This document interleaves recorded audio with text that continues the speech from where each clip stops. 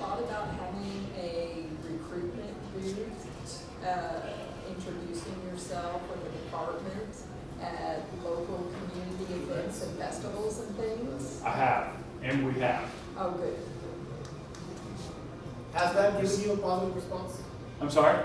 Has that turned out to be positive? We've gotten close a couple of times.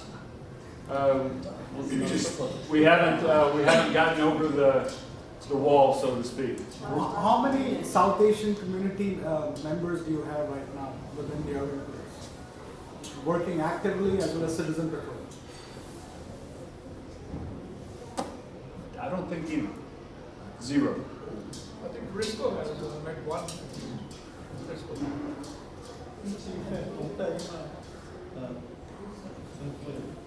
We did come to the Gurdwara and we spoke. There was some indication that there will be a training in the police force in the future, maybe. Is there somebody in training right now? There was. There was, okay. They didn't complete training. Okay. As often happens, this job isn't for everyone. Many times you have to get into it and get through the process before you realize It wasn't completed enough. this isn't what I thought it was going to be. And that's what happened in that case. One of the things, Chief, we can take up is kind of educating the community of the options that are available to help. How do we join either Citizens Patrol or to that? I don't think that the awareness is there. Yeah, so everybody uses the internet. Go to our website. All the information is right there on the website for the Citizens Police Academy. I'll have cards at the end of the night. For those of you who don't have my number, you'll all have my number in email. You can always email or call me. I promise I'll respond. It might not be as quickly as you would want, but I do get back to everyone who reaches out. Now, social media is pretty active Yes. these days, so maybe the Irving Police Department can do a monthly campaign just addressing this issue and letting people know that, hey, we have different jobs that can help you help the community. We do. Follow us on Facebook, Instagram, Twitter. Follow me on Twitter. We're constantly talking about opportunities to come work for us. Chief is very active on Twitter, I see. We gave a test this past Saturday. Hopefully right now we have 31 vacancies for police officers. I need 31 police officers as soon as I can get them hired and trained. But I will tell you, I will need, in the next 2 years, I'll need another close to 100 because we're a very old police department and we have a lot of people retiring right now. Yes, sir. What I feel, Chief, that first going there, we have to go step by step. Since we come from a different country, and some kind of hesitation is still there. First, we have to get over that hesitation.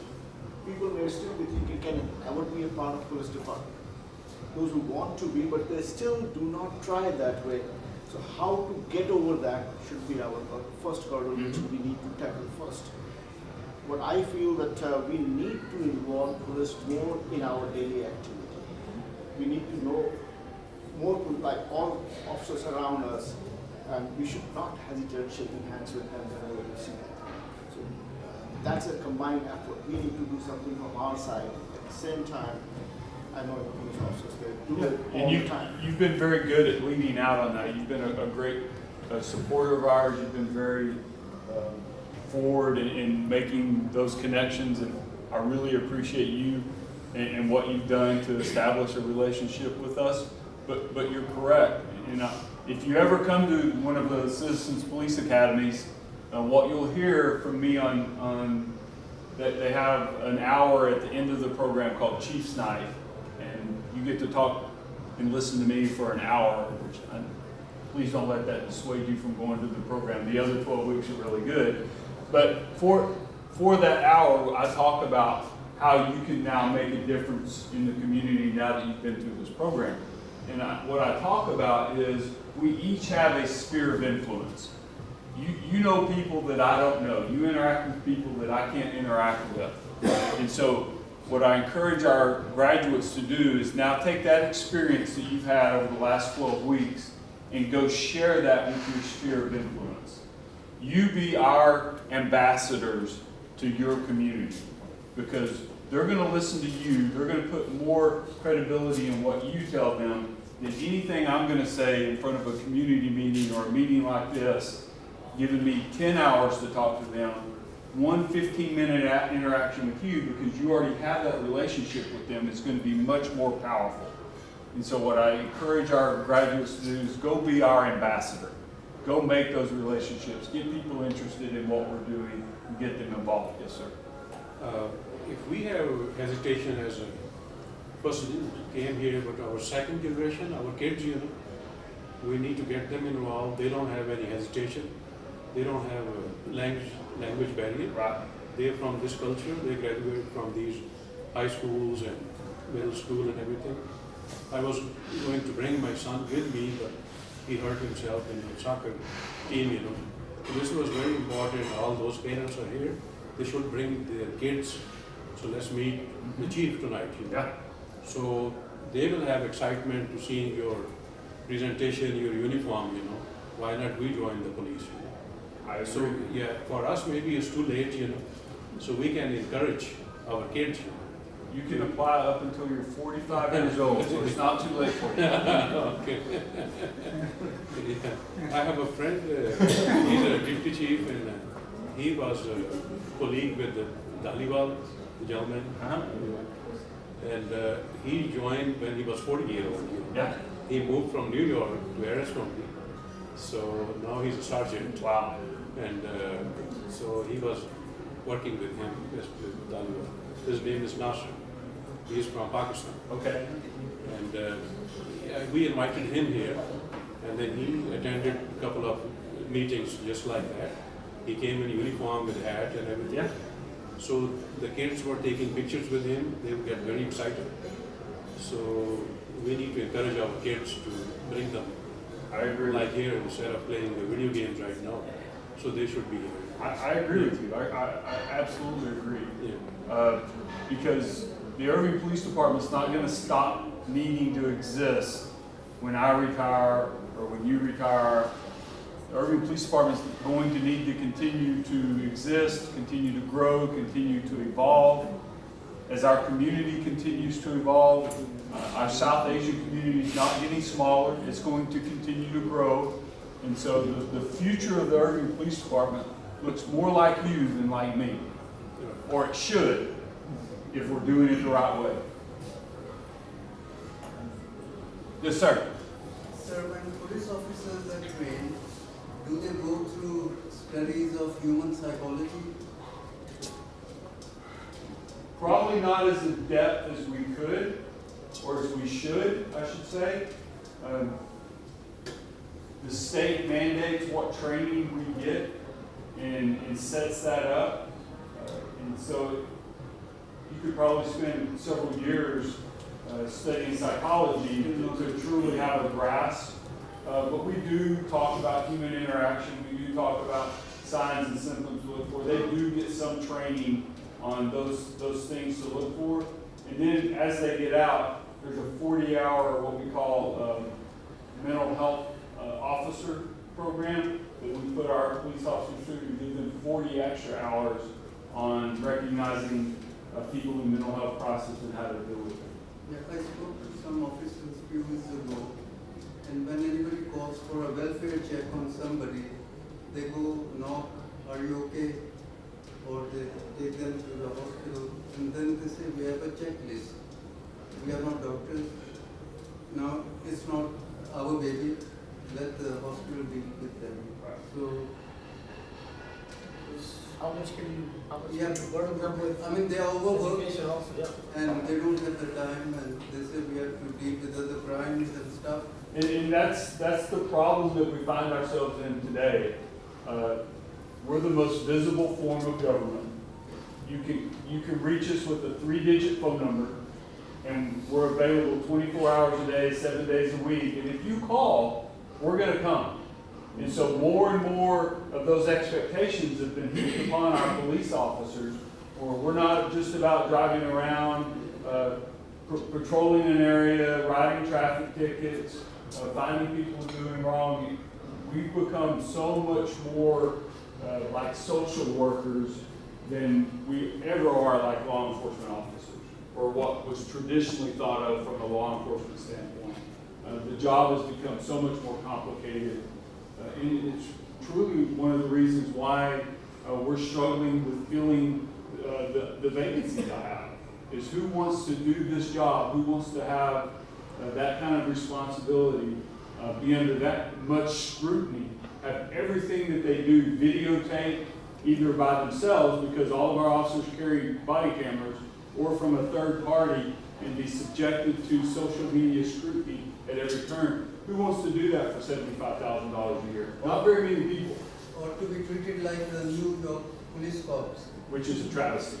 Yes, It's it feels like. Exactly. criminal, but nobody got arrested. But it's the greatest job in the world. Yes, we do salute you. Thank you. Any other questions? I'd Or like to share. Sure. I had an experience when I first came here we're from Malaysia, and my brother, he got into an accident when he was there, and we did not know, what he was going through, but he was going through some kind of problem. So when he came here, for the first year, he was just very agitated. He was just not, himself. And my stepdad, he's from America. He's very country. So, he called the cops, and they came, and we did not know, what we could do. So we just thought, okay, we don't want him to go to the jail, because it's just unfair. So my mom talked to the cops, and she explained, he was in an accident, and he was in a coma and stuff like that. So they brought him to a space where they evaluated him for 3 days, for 72 hours, and then we found out that he had psychosis. So now he's under medication, and he's doing much better, but every year we have to make sure that, he's doing better with the medication and everything. But we never knew, coming from Malaysia, because mental health back in the days is never spoken about. Right. But when we came here, it was just one mention when my mom said, he's just not right in his head. So, I'm glad that at least we got that help, and, they took him there and found out that he had psychosis. So, Yeah, I'm glad you had a positive experience, because those aren't always the case. right. We're getting much better, Right, but there have been times in our past when we felt miserable. right, exactly. So I'm happy that, the help is much more there now compared to even 10 years ago. It was not even talked about. So, yeah. Yes, sir. Gentleman we are talking about, I was a very good friend of his. He was a very nice person. And the only thing was, he used to come to me and every week or 10 days, and we used to discuss things. And when he moved from New Jersey, 2 years back, and I met him 6 months later. What I found in him was that he was over-ambitious, like every businessman. So, in one of the conversation, he told me about an incident happened in India with his own brother. That his brother cheated him, and he took money out of his account, and also when he was very depressed at that time, he came back. And he said he didn't go to work for 3 months. He was at home in New Jersey. And he told me that he even thought of suicide at that time. And I was talking to him, I said, how can you even think about it? You have everything. Somebody cheated you or took some money. So he said, okay, yeah, I'm fine now. And he said, I'm so happy I met me. And we carried on, and I also know what was the reason, because what led to this situation. He had a proposal in mind to do some bigger business, and over-invested, and got in a traffic jam, couldn't go out of that. But he was so big, and in his mind he has so much self-respect that he couldn't continue in the same fashion how the business was going. So maybe there were pressures from the society, what people will think, or from family, or other relatives. So one of the reasons of the depression, what I saw in him was like we need to do anger management, and this is in 90% of the people, even my son, and I see my family, and I see other people, they get angry so quickly. I mean, if something doesn't happen according to our wish. And the second thing is, we don't communicate. Like, if this guy had talked to me, he didn't come last 6 months to me. He used to come every week, and since this incident happened, he bought some material from me. He was like, he got delayed in paying, and then he had like millions in his account sometime, but he spent that money and tried to do a bigger business. And what he was thinking, if it had happened, he would have been like 5 times ahead. But sometimes it doesn't happen. It's a business. Business is a calculated risk, you can say, or like a gamble. And now the thing is, he didn't communicate to anyone. And before this incident happened, 2 days before that, I called him because my store got hit by the tornado, and I needed some space. So I knew he had a bigger place. So I asked him if you have space, then you can rent me out some place. And he said, no, I am already under a contract. So I didn't understand what contract. So now I understand he's trying to sell that place. But it was very close to his heart, and he was so excited when he took it. So, but his voice was so numb, not like a normal business. He used to be very jovial, always happy and this and that. He would come to me and take me 4 hours in looking around. I want to buy a house and this and that. But that day he felt very low, and I couldn't ask him. I said, okay, sorry, no, I closed the phone. But 2 days later, I got a call from some friend and said, this has happened. I was so sad. The biggest thing is, I know you can help us, and that is definitely sure. But the biggest thing what can be done is the society, we should try to promote this information that no problem, something goes wrong, we are still here. Like in our worship places, in our seminars, or some seminars like this, I'm very happy this happened today.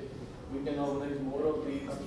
So, or maybe we can print out pamphlets and mail it to people, like, because we go to temple to pray, and we go there, spend 2 hours and come back, and that's it. But we can gain a lot from there. I think it's also about, Because if he had communicated to me, for sure, this wouldn't have happened. it's also about 100%. us. Because I would have talked to him and forget it, file bankruptcy. Finish. You are still so much assets and all this and that. Why you worry? But unfortunately, I'm so sad and so upset that he never called me. And his wife was such a nice person. He's very sorry. Sometimes, see, the problem is that as citizens of a city or as members of a community, I think the education also needs to come to us. Yeah. Like you spoke to him Yeah. 2 days before. If he had talked to me, if you knew that, hey, when you see a change, he stopped but you didn't think coming to about it. me because he was in a shell. Yes, I understand that. so He wasn't going anywhere. He used to be at my place every week. He used to sit down, have tea and sit. But now the thing is that all of a sudden last 6 months he didn't even talk to me, see me. So he went into a sort of a shock. And I think there are always signs that a person gives. Yes. It's just that we don't realize because we're not educated on the same. yes. If you knew that, hey, a change in his voice is something Yeah, I was a trigger, it was then maybe you would have done something, but you didn't know. So I think part of the education needs to come to us as well as a community. What are a few things that we need to look out for within our family and friends and the people around us? Because when you see a certain change in somebody's behavior, there has to be a cause for it. If I had met him, I would have said, it would have taken me like 1 hour to talk him out. Yeah. And once he had talked to me, I would say, just sell it, finish it. And I think that's one of the things that we can talk about when we do the program, are those signs and symptoms to look for, those things that, We need to open the people. Right, You know, for This is sure. something wrong in their brains going on. The initiative that we have started, one of the key things that we are looking for is volunteers. Volunteers from different expertise, different professions, and different language speaking people. So we are looking for people that can, the criteria is only two to be volunteer in this team. One is you should be able to give time. Second is you should keep the information confidential.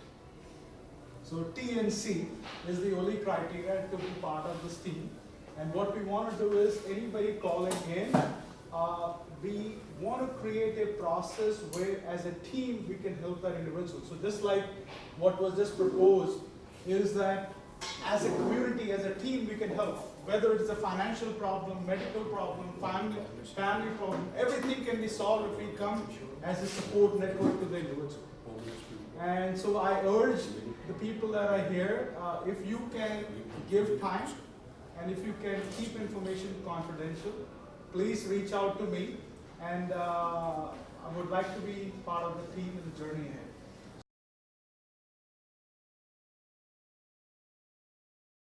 Mark, this event would not have been possible with two people that are really supporting and the organizations behind them. One is Marvin. I would request you to please come on the front.